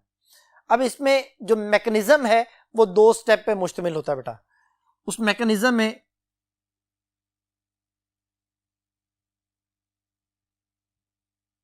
हम ये कहते हैं कि जी इथीन या कोई भी अल्कीन एक न्यूक्लियोफाइल के तौर पे बिहेव करता है। जो पाई इलेक्ट्रॉन्स है they are easily available for any electrophile. तो हम ये कहते हैं कि जो ब्रोमीन है, सिंगल बॉन्ड ब्रोमीन है, ये बॉन्ड इस तरह से थोड़ी देर के लिए ब्रेक होता है कि इस ब्रोमीन के पास इलेक्ट्रॉन जरा लेस हो जाते हैं और वो दोनों इलेक्ट्रॉन जो है वो दूसरे ब्रोमीन के पास चले जाते हैं। तो उसी वक्त ये जो पाई इलेक्ट्रॉन्स हैं ये जाके इस पॉजिटिव इलेक्ट्रोफिलिक ब्रोमीन पर अटैक करता है। जब ये अटैक करता है तो रिजल्ट कुछ यूं बन जाता है, CH2 और उसके साथ बेटा ये Br जो है वो आके अटैच हो जाता है। ये Br आप ऊपर लिख लें, ये Br नीचे लिख लें, एक ही बात है। मैं भी समझाने के लिए इसको इस तरह से लिख देता हूं कि ये कार्बन कार्बन का जो एक बॉन्ड था वो जाके ब्रोमीन के साथ जुड़ गया। अब ब्रोमीन के साथ तो जुड़ गया, ब्रोमीन का तो एक बॉन्ड बनना था, बन गया।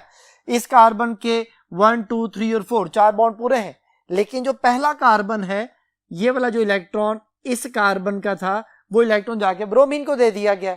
तो पहले वाले कार्बन पे एक पॉजिटिव जो है ना वो चार्ज आ जाएगा इलेक्ट्रॉन की डेफिशिएंसी की वजह से, और उस कार्बन पे जो पॉजिटिव चार्ज है ये ब्रोमीन के ऊपर 3 लोन पेयर होते हैं। ये लोन पेयर उस पे अटैक करते हैं और उसे अपने साथ अटैच कर लेते हैं। तो ये इस तरह का एक हेट्रोसाइक्लिक कंपाउंड बन जाता है जो कि ये हमारे सामने आ गया। इसमें हर कार्बन के तो 4 बॉन्ड पूरे हो गए हैं, लेकिन ब्रोमीन के भी 2 बॉन्ड हो गए हैं। ब्रोमीन ने अपने लोन पेयर को इस्तेमाल किया है, तो ये ब्रोमोनियम आयन एक हेट्रोसाइक्लिक कंपाउंड आ जाता है। अब इस पर जो सेकंड ब्रोमाइड आयन था वो अटैक करता है एक कार्बन के ऊपर, वो कार्बन ब्रोमीन की तरफ इलेक्ट्रॉन को शिफ्ट करता है। इस तरह से जो एडिशन होती है उस एडिशन को हम ट्रांस एडिशन का नाम देते हैं कि ये ब्रोमीन इधर अटैच हो गया और पहला ब्रोमीन इधर अटैच, ये दोनों एक दूसरे के ऑपोजिट हैं, हम सिर्फ इस एडिशन को ट्रांस एडिशन का नाम देते हैं। इसमें ये मैकेनिज्म है और इस मैकेनिज्म से हमें ये पता चला कि जो अल्कीन है वो पहले इलेक्ट्रोफाइल पे अटैक करता है, तो फिर हम इसे ये कहते हैं कि this is an example of electrophilic addition reaction. तो अल्कीन्स के जितने भी रिएक्शन होंगे बेटा वो सारे इलेक्ट्रोफिलिक एडिशन रिएक्शन मैकेनिज्म को फॉलो करेंगे। तो इसी से रिलेटेड जो एमसीक्यू बेटा आपके सामने है उस एमसीक्यू को हम डिस्कस करते हैं जी। एमसीक्यू है alkenes usually show mechanism of, पहले नंबर पे है इलेक्ट्रोफिलिक एडिशन रिएक्शन, यही बेटा इसका आंसर है। दूसरे नंबर पे इलेक्ट्रोफिलिक सब्स्टिट्यूशन रिएक्शन, ये बेंजीन शो करते हैं बेटा। चार्ली ऑप्शन में न्यूक्लियोफिलिक एडिशन रिएक्शन, ये एल्डिहाइड्स और कीटोन्स यानी कार्बोनल कंपाउंड शो करते हैं। और लास्ट नंबर पे न्यूक्लियोफिलिक सब्स्टिट्यूशन रिएक्शन है बेटा, अल्काइल हैलाइड्स और अल्कोहल्स वगैरह शो करते हैं। तो alkenes usually show the mechanism of electrophilic addition mechanism, यानी अल्फा ऑप्शन। अब नेक्स्ट जो कॉन्सेप्ट है, जो एमसीक्यू जो है ना, जो जिसमें कॉन्सेप्चुअल एमसीक्यू बनता है, वो है बेयर्स टेस्ट। बेयर्स टेस्ट जो है वो क्या चीज है? बेयर्स रिएजेंट यूज होता है बेटा for the identification of double bond. Unsaturation को चेक करने के लिए बेयर्स रिएजेंट है, जिसे हम कोल्ड डाइल्यूट KMnO4 कहते हैं। इसमें क्या होता है कि अल्कलाइन KMnO4 का जो है ना सोल्यूशन बनाया जाता है कि पहले हम वाटर के अंदर अल्कली को डिसॉल्व करते हैं जो इंतहाई डाइल्यूट होती है, ओनली 1% सोल्यूशन बनाया जाता है। फिर उसके अंदर हम KMnO4 मिलाते हैं तो एक पर्पल कलर का सोल्यूशन तैयार होता है, जिसको अगर हम किसी भी अनसैचुरेटेड कंपाउंड से मिलाएं तो उसमें ग्लाइकोल रिजल्ट बनता है और KMnO4 का पर्पल कलर डिसअपीयर हो जाता है। इसी तरह जो मैंने अभी आपको हैलोजिनेशन पढ़ाया था, ये भी जो है वो डबल बॉन्ड की आइडेंटिफिकेशन में इस्तेमाल होता है। ब्रोमीन का ब्राउनिश कलर जो है वो डिसअपीयर हो जाता है और वो भी एक जो है ना वो डबल बॉन्ड के आइडेंटिफिकेशन में यूज होता है। तो इससे रिलेटेड एमसीक्यू जो है वो कुछ यूं बनता है कि कौन सा जो है ना वो टेस्ट है जो डबल बॉन्ड के आइडेंटिफिकेशन में इस्तेमाल नहीं किया जाता। तो ये बेटा देखें, एमसीक्यू आपके सामने है। क्वेश्चन है जी कि Which of the following test is not used to distinguish between alkane and alkene? कि अल्केन अल्कीन में कौन सा टेस्ट डिस्टिंग्विश करने के लिए इस्तेमाल नहीं करते? तो बस जैसे मैंने अभी बताया, बेयर्स टेस्ट में जो KMnO4 का पर्पल कलर वो डिसअपीयर हो जाता है, तो ये अल्कीन शो करते हैं, अल्केन ये टेस्ट नहीं देते। तो इस तरह में अल्केन अल्कीन में डिफरेंशिएट करने में हेल्प हो जाती है। जो बीटा ऑप्शन है ब्रोमीन इन CCl4, तो ये भी ब्रोमीन का ब्राउन जो रेडिश ब्राउन कलर है वो डिसअपीयर हो जाता है, ये भी डबल बॉन्ड प्रोवाइड करते हैं। अल्केन्स ये टेस्ट नहीं देते। और जो 40 ऑप्शन है क्लोरीन इन कार्बन टेट्राक्लोराइड, इसमें भी क्लोरीन का जो गैस का कलर है वो डिसअपीयर हो जाता है, तो ये भी डिस्टिंग्विश में इस्तेमाल होती है। टॉलरेंस टेस्ट जो है वो सिर्फ अल्काइंस के लिए होता है, वो अल्केन अल्कीन के लिए वो रिएक्शन शो करता ही नहीं है। फिर अल्केन अल्कीन में डिफरेंशिएट हम इस टेस्ट से नहीं कर सकते बेटा। तो इस कॉन्सेप्ट के मुताबिक जो है हमारे पास जो टॉलरेंस टेस्ट है वो अल्केन अल्कीन में डिफरेंशिएट नहीं कर सकता। जी बेटा जी। अब नेक्स्ट जो कॉन्सेप्ट है वो है बेयर्स टेस्ट का मैकेनिज्म। तो बेयर्स टेस्ट के मैकेनिज्म को समझने के लिए हम कुछ रिएक्शंस समझते हैं, देन उससे रिलेटेड एमसीक्यूज को हम सॉल्व करेंगे। तो देखें जी, ये बेटा मैंने कुछ रिएक्शंस आपके सामने लिखे हैं। Ethene plus cold dilute KMnO4। जब भी बेटा कोल्ड डाइल्यूट KMnO4 आएगा, इट मींस कि हम बेयर्स टेस्ट की बात कर रहे हैं। इसमें 1% अल्कलाइन KMnO4 का सोल्यूशन होता है जो पर्पल कलर प्रोवाइड करता है। वो जैसे किसी अनसैचुरेटेड कंपाउंड से मिलता है तो ग्लाइकोल बनाता है। ग्लाइकोल का दूसरा नाम विसिनल डायोल है। विसिनल डायोल का मतलब क्या है जी? कि दो एडजेसेंट कार्बन पर दो OH ग्रुप का लगना। तो देखें जी, पहले कार्बन के साथ OH ग्रुप, दूसरे कार्बन के साथ भी OH ग्रुप। ये कहां से आता है? KMnO4 नेसेंट ऑक्सीजन छोड़ता है, जो वाटर बेटा उसके अंदर मौजूद है, वाटर ब्रेकडाउन होता है, ऑक्सीजन हाइड्रोजन पे अटैक करके ये OH प्रोड्यूस करता है। वो OH जो है उसके साथ आके ऐड हो जाते हैं। ये समझाने के लिए एक सिंपल सा कॉन्सेप्ट बच्चों को बताया जाता है। मैकेनिज्म अभी डिटेल में नहीं बता रहे, अभी सिर्फ एक छोटा सा ट्रिक हमने समझना है कि जैसे KMnO4 कोल्ड डाइल्यूट फॉर्म में हम अटैक करवाएंगे तो ग्लाइकोल बन जाएगा। इसे ग्लाइकोल कहते हैं। स्टार्टिंग कंपाउंड इथीन या इथाइलिन है, तो ये इथाइलिन ग्लाइकोल जो कि एक एंटी फ्रीजिंग एजेंट के तौर पे भी गाड़ियों में यूज किया जाता है। इसी तरह अब आप दोबारा से ये देखें, कोल्ड डाइल्यूट KMnO4, ये वाला रिएक्शन पहले पढ़ा रहा हूं। इसमें 2 ब्यूटीन है। जैसे ही कोल्ड डाइल्यूट KMnO4 से रिएक्शन करवाएंगे, सेकंड और थर्ड जिनमें डबल बॉन्ड था कार्बन्स में, उनके साथ आके OH लग जाएगा, ब्यूटाइलिन ग्लाइकोल, KMnO4 का पर्पल कलर डिसअपीयर हो जाएगा। तो ये तो बेटा हमारे पास आ गया बेयर्स टेस्ट। लेकिन अगर वो लफ्ज थोड़ा सा चेंज करता है और लिखता है हॉट कंसंट्रेटेड KMnO4, तो फिर बेटा ये ऑक्सीडेटिव क्लीवेज है। ऑक्सीडेटिव क्लीवेज क्या होती है? कि जहां कहीं carbon to carbon double bond होगा वहां से चेन को तोड़ देना है, चेन ब्रेकडाउन हो जाती है। तो पहले मैं ये समझाऊंगा, ये 2 ब्यूटीन है। 2 ब्यूटीन का कॉन्सेप्ट समझाने के बाद फिर हम उसकी तरफ वापस आएंगे। तो 2 ब्यूटीन में बेटा जहां कहीं डबल बॉन्ड है वहां से बॉन्ड ब्रेक होता है और दोनों तरफ जितने जितने कार्बन हैं उनके उतने कार्बन वाले कार्बोक्सिलिक एसिड्स बन जाएंगे। जैसे 2 ब्यूटीन में डबल बॉन्ड के उस तरफ 2 कार्बन है और डबल बॉन्ड के इस तरफ भी 2 कार्बन है, तो उस एंड वाली साइड पे 2 कार्बन, उनका 2 कार्बन वाला एसिड कार्बोक्सिलिक एसिड यानी एथेनोइक एसिड। डबल बॉन्ड के इस तरफ भी 2 कार्बन है, इधर भी जो है वो एथेनोइक एसिड यानी 2 मोल्स ऑफ एसिटिक एसिड या 2 मोल्स ऑफ एथेनोइक एसिड बन जाएगा।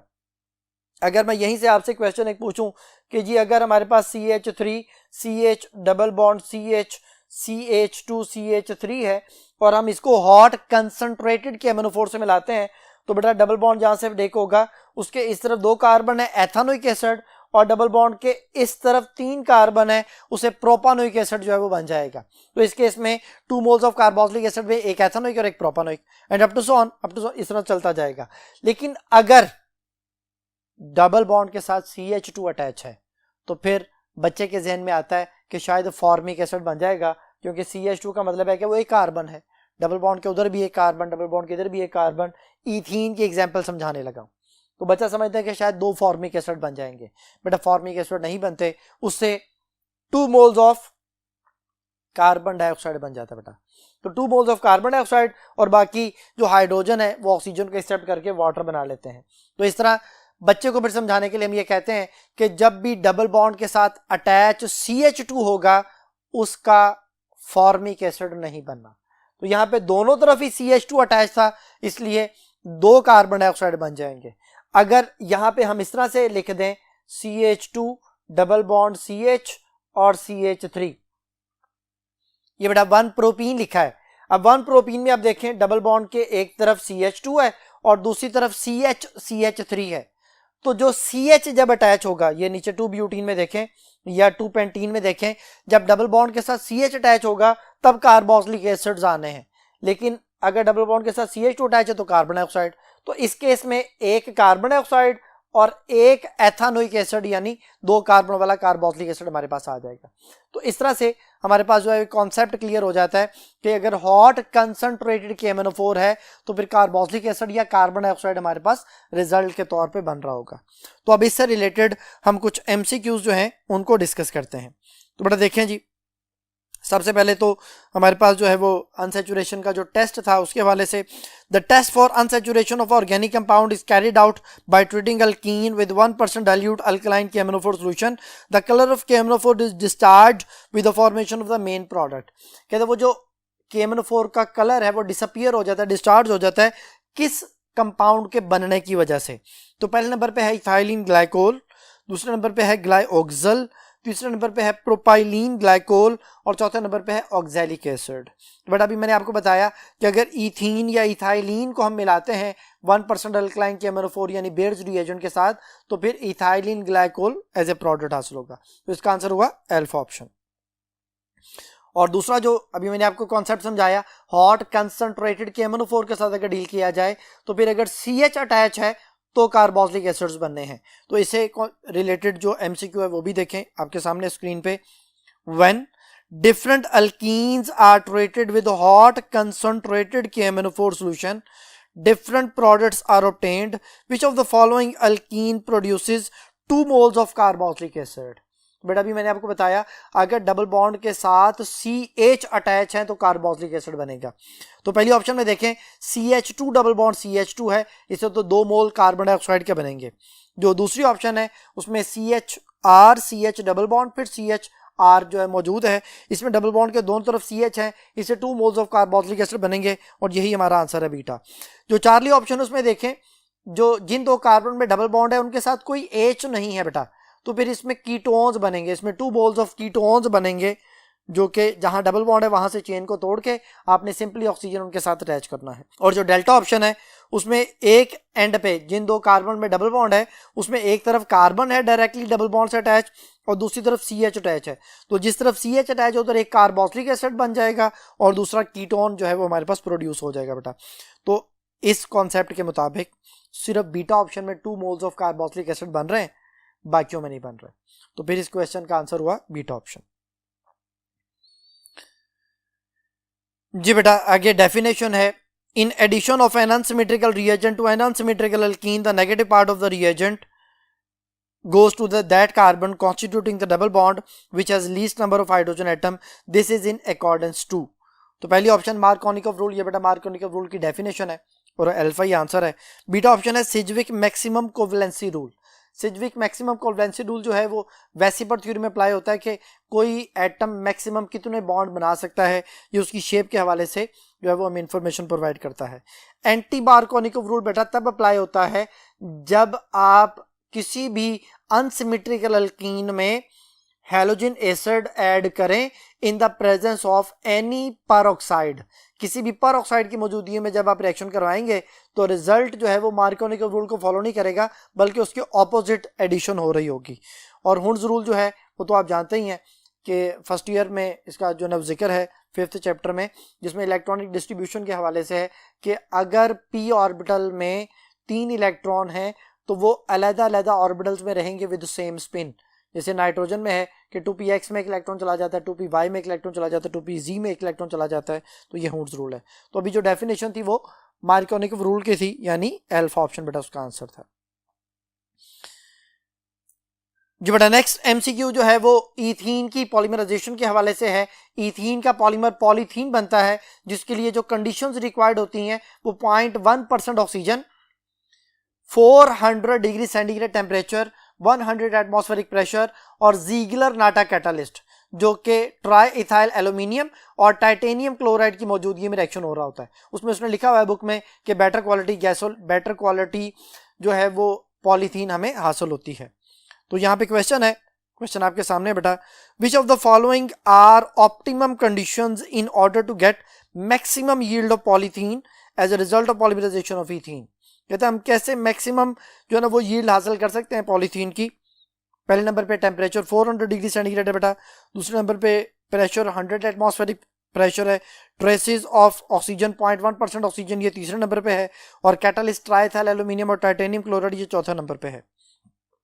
तो उसने पूछा था कि कौन सी कंडीशन जो है वो इसकी ऑप्टिमम कंडीशन जो है ना वो कहलाती हैं जिसपे हम ज़्यादा बेहतर तौर पे इनको हासिल कर सकते हैं। तो बेटा ये सारी ही स्टेटमेंट्स ठीक हैं, तो फिर इसका आंसर होगा 1, 2, 3 एंड 4। तो इस क्वेश्चन का आंसर हुआ डेल्टा ऑप्शन जी बेटा जी। नेक्स्ट जो क्वेश्चन है वो अल्कीन का एक और रिएक्शन है। वो रिएक्शन है dehydration of alcohol to form an alkene is an example of dash reaction. पहले नंबर पे है एलिमिनेशन, दूसरे नंबर पे है सब्स्टिट्यूशन, तीसरे नंबर पे है ऑक्सीडेशन और चौथे नंबर पे है कंडेंसेशन। अभी हमने कुछ देर पहले पढ़ा था कि अल्कीन की जो प्रिपरेशन है वो डिहाइड्रेशन ऑफ अल्कोहल से भी होती है। तो फिर जो डिहाइड्रेशन ऑफ अल्कोहल है to form an alkene is an example of elimination reaction. फिर इसका आंसर हुआ एलिमिनेशन। नेक्स्ट क्वेश्चन है बेटा, which of the following product is obtained by the hydration of alkene. कहते कौन सा प्रोडक्ट अल्कीन की हाइड्रेशन से हासिल हो सकता है। पहले नंबर पे है अल्कोहल, दूसरे नंबर पे है एल्डिहाइड, तीसरे नंबर पे है कार्बोक्सिलिक एसिड और चौथे नंबर पे है थायो अल्कोहल। तो बेटा देखिए रिएक्शन आपके सामने मैं लिखने लगा हूं, देन हम इसकी ऑप्शंस को डिस्कस करेंगे। तो ये बेटा इथीन है,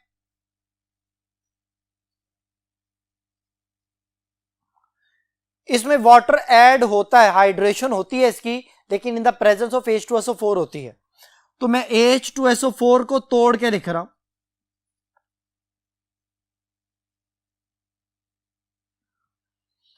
H2SO4 को मैंने इस तरह से लिख लिया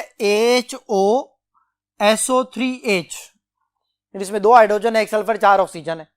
लेकिन अब ये हाइड्रोजन इस तरह से ऐड होता है कि ये हाइड्रोजन इसके पास आ गया और ये पूरा ग्रुप इस कार्बन के पास आ गया, तो ये बन गया CH3।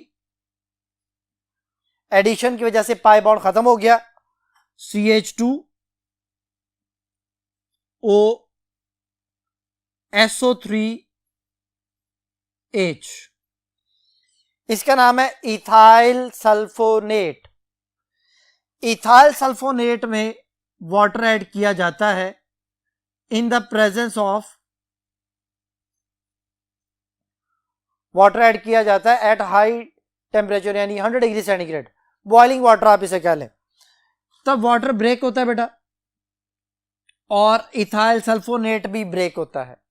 इन दोनों की ब्रेकिंग से जो कंपाउंड बनता है ये OH जाके इथाइल ग्रुप से अटैच हो जाता है, तो CH3CH2OH प्लस ये जो बाकी HSO4 है ये हाइड्रोजन एक्सेप्ट करके H2SO4 बन जाता है।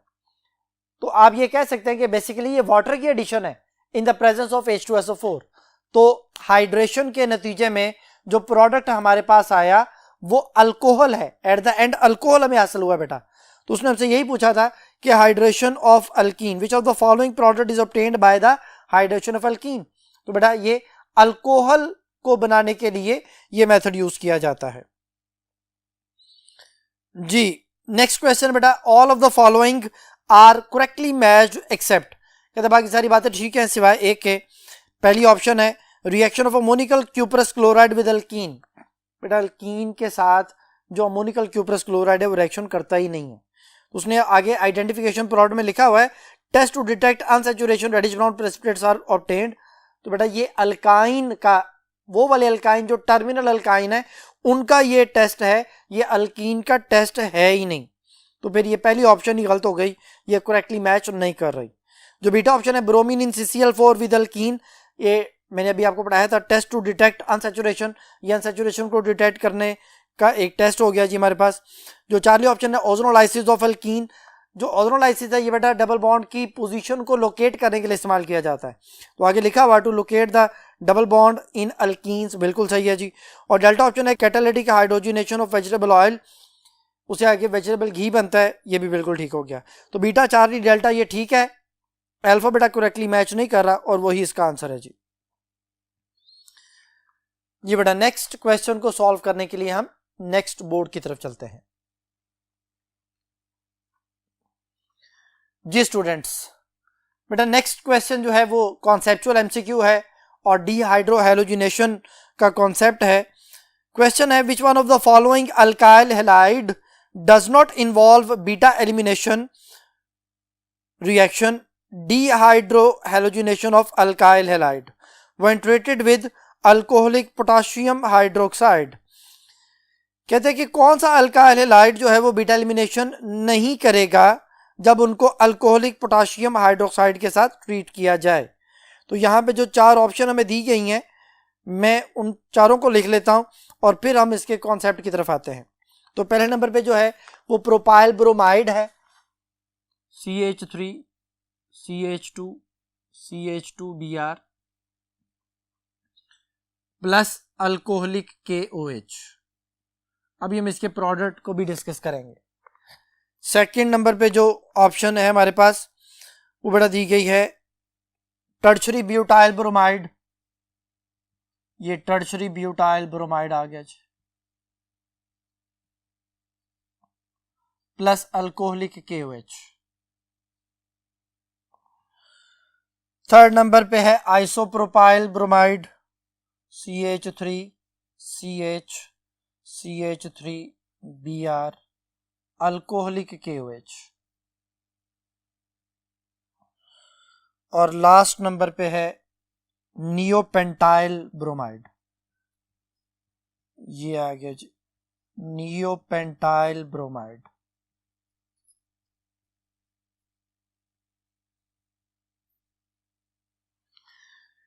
जी बेटा ये चार कंपाउंड मैंने लिख लिए हैं और क्वेश्चन ये है कि इनमें से कौन सा अल्कोहलिक KOH के साथ रिएक्शन करके अल्कीन प्रोड्यूस नहीं करता। तो देखें जी अल्कोहलिक KOH का बेटा कॉन्सेप्ट ये है, बताया था मैंने पहले भी, कि अल्फा कार्बन से हैलोजन, बीटा कार्बन से हाइड्रोजन। ये बेटा अल्फा कार्बन है और ये बीटा कार्बन है। अल्फा कार्बन से हैलोजन माइनस एलिमिनेट हो गया, रिमूव हो गया, और बीटा कार्बन से हाइड्रोजन माइनस हो गया। तो CH3 CH double bond CH2 KBr plus water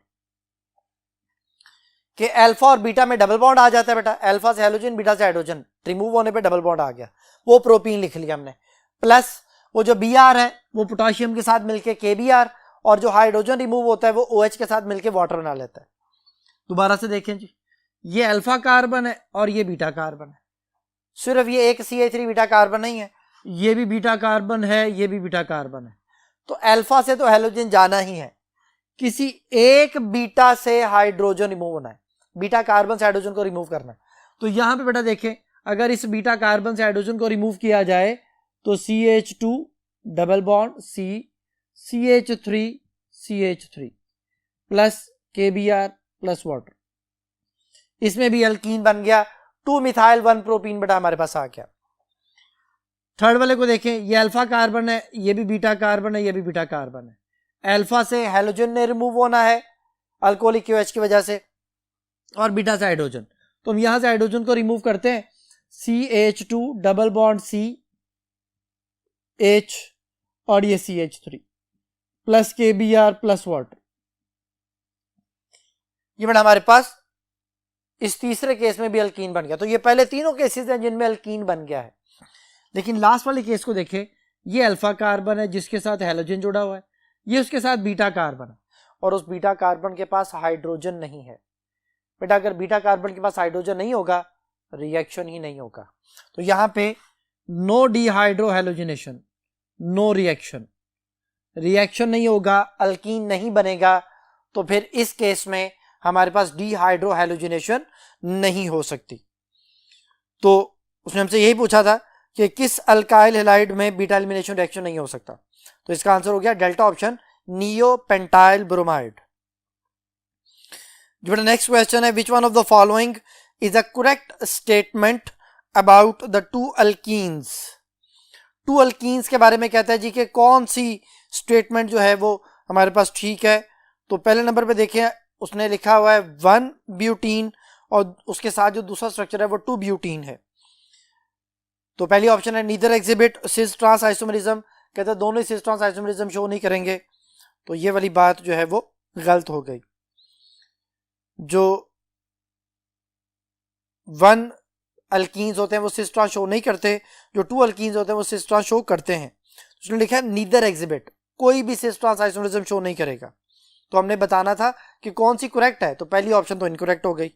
दूसरी ऑप्शन है neither react with hydrogen to form butane, कहता है दोनों ही हाइड्रोजन से रिएक्ट करके ब्यूटेन ही बनाएंगे, जबकि दोनों ही हाइड्रोजन से रिएक्ट करके ब्यूटेन बना देते हैं, तो फिर ये वाली ऑप्शन भी गलत हो गई बेटा। जो तीसरी ऑप्शन है neither react with bromine to give 1,4 dibromo butane, तीसरे नंबर पे कहते हैं कि दोनों में से कोई एक भी ब्रोमीन से रिएक्ट करने के बाद 1,4 डाइब्रोमो ब्यूटेन नहीं बनाता, तो ये सही है, जहां डबल बॉन्ड है वहां ब्रोमीन आके ऐड होना है। तो 1 ब्यूटीन में 1,2 डाइब्रोमो ब्यूटेन बनेगा, 2 ब्यूटीन में 2,3 डाइब्रोमो ब्यूटेन बनेगा, यानी दोनों केसेस में 1,4 डाइब्रोमो ब्यूटेन नहीं बन सकता। तो ये वाली बात सही हो गई, ये करेक्ट स्टेटमेंट हो गई और यही इसका आंसर है। और डेल्टा ऑप्शन है neither may be oxidized by alkaline KMnO4 to a diol, कहते हैं अगर दोनों को आप उसे मिलाते हैं अल्कलाइन KMnO4 के साथ तो डायोल नहीं बनेगा। तो मैंने अभी पढ़ाया था आपको बेयर्स टेस्ट में कि जहां कहीं डबल बॉन्ड होगा वहां पे आगे 2 OH लग जाएंगे, डायोल बन जाएगा, विसिनल डायोल हम उसे कहते हैं, ग्लाइकोल भी कहा जाता है। तो दोनों ग्लाइकोल बना सकते हैं, वो ये कह रहा है कि नहीं बन सकता, तो ये भी गलत हो गया। तो अल्फा बीटा डेल्टा गलत है और करेक्ट स्टेटमेंट इसकी चार्ली ऑप्शन है बेटा, और यही बेटा इसका आंसर है। नेक्स्ट क्वेश्चन जो है वो अभी हम डिस्कस कर चुके हैं और उसमें हमने ये डिस्कस किया अल्कोहलिक QH के हवाले से। वो एक और MCQ बेटा आपके सामने है, when purely alcoholic solution of sodium potassium hydroxide and halogen alkanes are reacted to an alkene is formed, what is the mechanism of the reaction. बेटा इसमें चूंकि carbon to carbon double bond बन रहा होता है, तो मैंने भी आपको पढ़ाया था कि डबल बॉन्ड का बनना एलिमिनेशन होता है। तो पहले नंबर पे बीटा एलिमिनेशन है, यही इसका आंसर है बेटा। दूसरे नंबर पे डिहाइड्रेशन है, वाटर तो माइनस नहीं हो रहा यहाँ पे। डीब्रोमिनेशन, डीब्रोमिनेशन में 2 हैलोजन रिमूव होते हैं, 2 ब्रोमीन रिमूव होते हैं, जबकि यहाँ पे 1 हाइड्रोजन और 1 हैलोजन रिमूव होता है, तो ये भी आंसर नहीं बनता। और रिडक्शन ऑफ बेंजीन, बेंजीन तो है ही नहीं इसमें, तो ये भी आंसर नहीं बनता। तो फिर इस क्वेश्चन का आंसर हुआ अल्फा ऑप्शन। जी बेटा अब नेक्स्ट टॉपिक जो है वो हम नेक्स्ट लेक्चर में डिस्कस करेंगे। इसका जो बाकी पार्ट्स रह गए हैं उनको हम नेक्स्ट लेक्चर में डिस्कस करेंगे, जिसमें एरोमेटिक हाइड्रोकार्बन और अल्काइंस के बारे में डिस्कस होगी। तो तब तक के लिए अल्लाह हाफिज।